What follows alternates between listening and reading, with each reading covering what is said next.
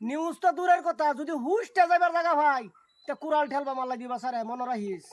আসসালামু আলাইকুম প্রিয় বন্ধুরা, যে জেনে আসুন আশা করি ভালাই আসুন। আর আমি খাস করে আনহের দোয়া ভালো আছি।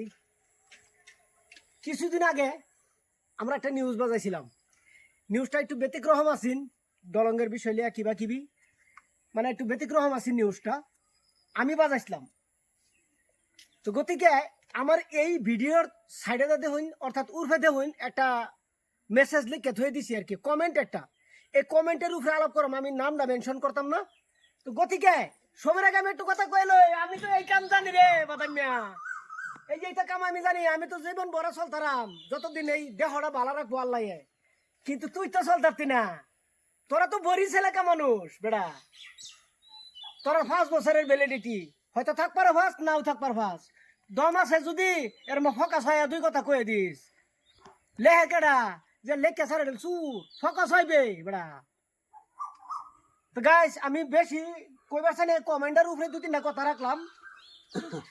তো কমেন্টটা কোন মাইন্ডে লেখছে জানি না, আর এই যে কোশ্চিন চুচু করলে সুত পারানি বোঝা যায়।